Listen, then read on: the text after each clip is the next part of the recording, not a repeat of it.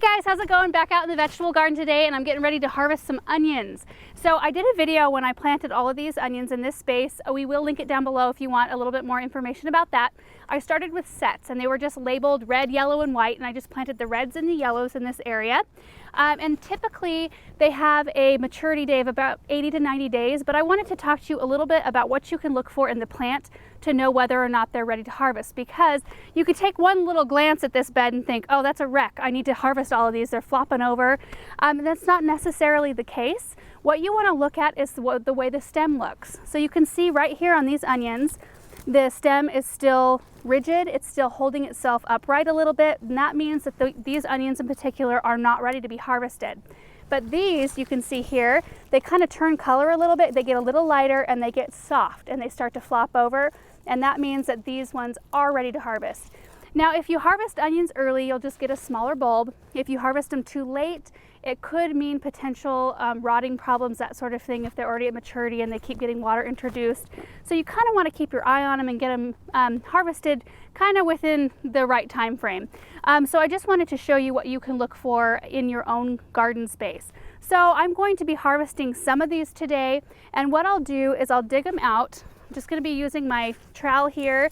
Now, these are not a type of onion that gets super big. In fact, a lot of people grow onion sets for green onions as opposed to letting them bulb out, but I wanted a little bit of bulbed onions. So I just loosen the soil, pull it out like this. Look at, that's a nice size onion.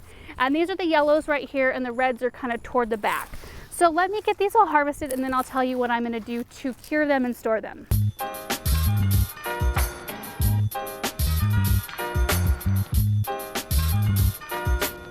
Actually, this raised bed soil is actually loose enough so I can just pull them out. I don't really even need to loosen up the soil much with my trowel.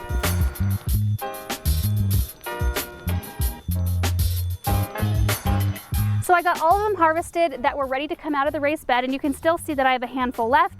These still have really rigid stems. It means that they have a little bit more growing time left, which means I might get a little bit larger onions. Even if the foliage is starting to like brown and kind of turn down, I will wait until the whole thing is flopped over and it has that softness toward the base before I pull these out. So the next step, well, first, before I talk about the next step, just take a look at these onions. I'm really happy with the size of them.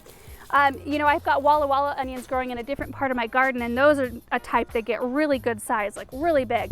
But I'm really happy with the size that these sets produced. And I just have a handful of reds. I don't use a ton of reds in my kitchen, but I will use through all of these yellows pretty quick, actually. So the next step after harvest is to cure them. So what I'm going to do is put them in my barn because it's very well ventilated. I'm going to put them out of direct light. It's a little cooler in there, but not really cold because you want it to still be fairly warm. And you want to put them in a single layer. So I'm going to be putting them on top of pallets, because pallets will raise them up off the ground and will get airflow going underneath them. And so we'll let them sit for 2 to 3 weeks. I'm leaving the stems and the roots still intact during this stage because they will draw energy from both of those things into their bulbs, and that's what we want to have happen. At the end of that curing kind of time, I'll come in and I'll remove the stems and the roots, and then they can go into storage. Now, the best place to store them is an area that's dark, it's cool, like 50 to 55 degrees, that's well ventilated, and that has some sort of humidity, just kind of a lower level humidity. If you live in a really humid climate, airflow is extremely important. In my area, we're really dry, so our basement works really good because it does stay a little bit more moist down there, it stays cool. If you don't have a place like that in your home, I would just start using through the onions. You know, the shelf life just won't last as long if you can't store them in a place like that.